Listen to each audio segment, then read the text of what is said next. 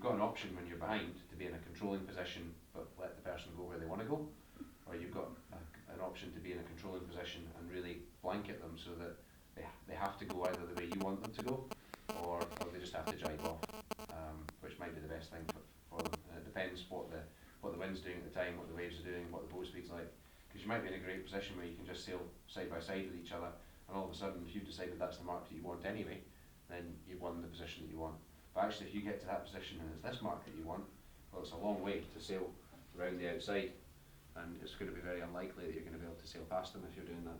So sometimes, actually, we pull the mainsail in when we're going downwind, so we can slow down. Because actually, we want to try and keep over to the right-hand side. And then as we get to the leeward mark, in that type of situation, you're thinking, well, if I get my pole off before this person, and if I start thinking about getting my spinnaker down before this person, I try and keep the pressure on as much as possible, so that the people in front are looking at you, rather than looking at what's going on in the wrong boat, then I might be able to make a mistake. Because 9 times out of 10, the way to get clean round the mark, or to get past someone, is for you to make less mistakes than they make.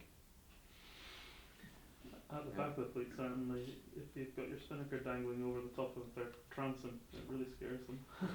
And generally they'll make a mistake in front of you.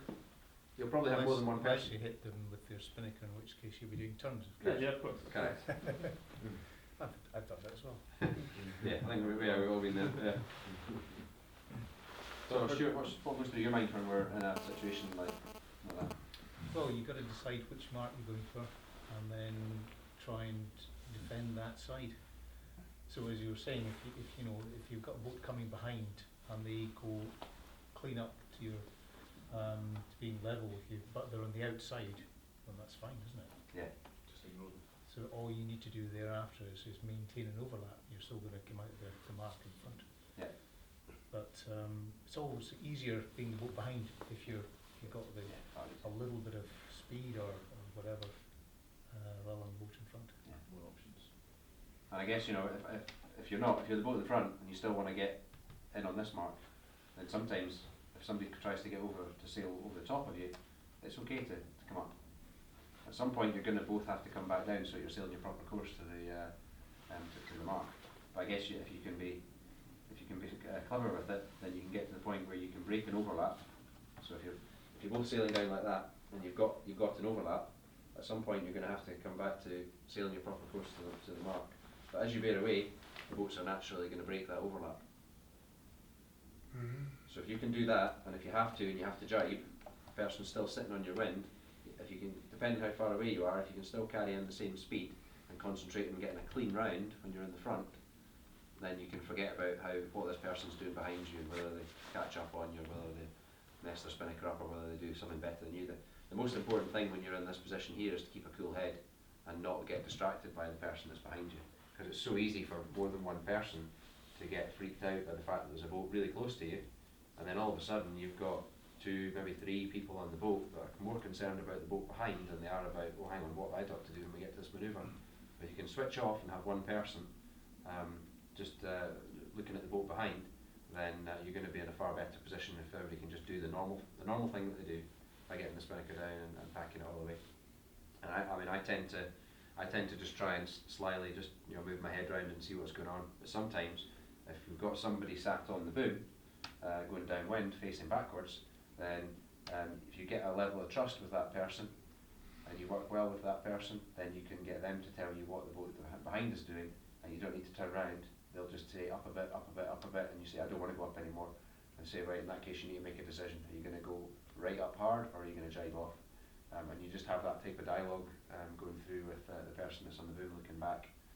So you've got one person looking back, everybody else is concentrating on what their normal sailing routine is.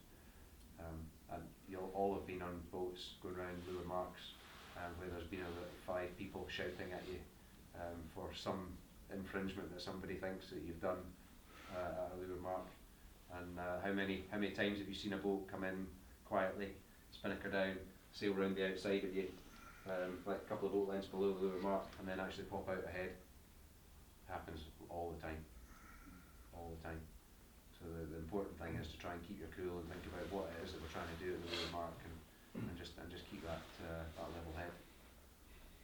You were saying that a bit earlier, if you got 3 or 4 boats ahead of you that look like they're having a fight, slow down, drop your spinnaker early, Interested to get a and few then more get- boats up here. and then get yourself round clean, and you can maybe take 2 boats that are fighting, that are got right. You won't get them all, but you might get a couple of boats just by being patient and making sure you get a good round and get off clean up on the beat.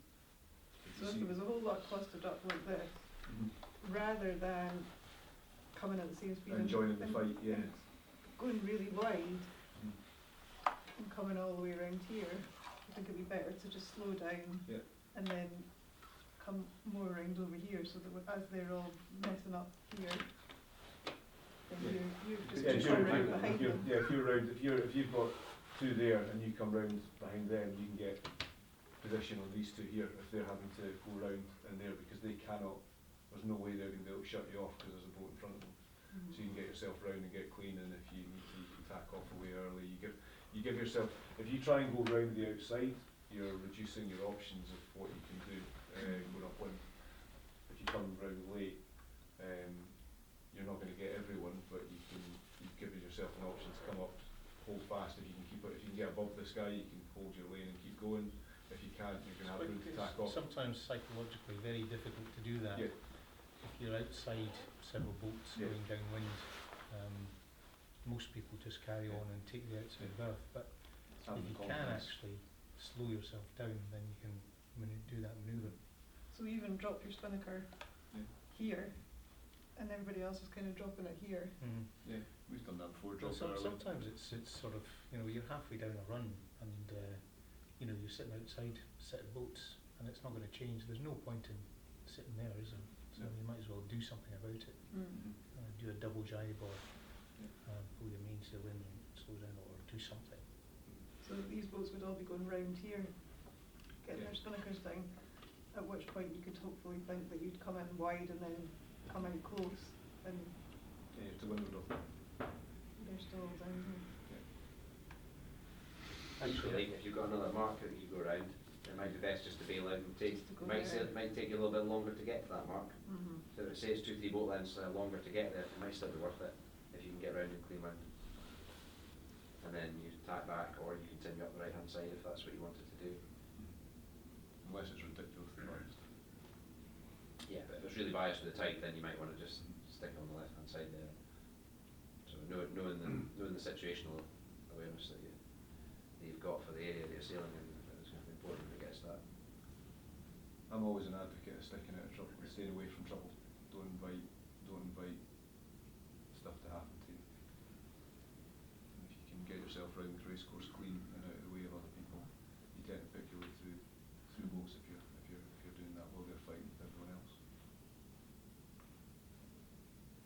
Actually, going back to Andy standing up, I usually sit down because if I'm standing up, I'll just follow that. Again, I've done it, I've proved it. It's interesting that because one of the things that I always learned from sailing the Lazy 4000 years ago was having that boxer's stance. So you've got your feet apart and at opposite at 90 degrees from each other. So you can bounce on your knees and you can move around, and the boat's going to get pushed around in the waves. If you try and push me, it's going to be really difficult to knock me over. But if I do that, then it's going to be really easy to knock me over. I know you're about to. And sometimes I even put my leeward foot up on the gunnel as well, or up on the side It's deck. like standing one-legged. Yeah, and sometimes it does feel like that because sometimes I actually find myself rocking over. If the boat heels over to windward, I'll find I've got all my weight on here and I've hardly got anything on the side deck. But just having that, I feel quite. That's my style. I feel comfortable standing up there and wiggling the tiller going down and really wiggling the boat all the way down, and I feel more connected with what the wind's doing and what the tiller's how the tiller feels and how the boat feels underneath me when I'm stood up in that situation. So long as I've got the main sheet as well to steady me so that I don't fall over the side. But I feel much more connected, and I think that's something that I learned a number of years back at down in Foy when we sailed in the Nationals back. I think it was 2005 we were talking about earlier when it was down, when they were down there, and we got sailed past all the time by people down there, and then I realised that everybody was given, and it was big waves by the way down in that neck of the woods, so I realised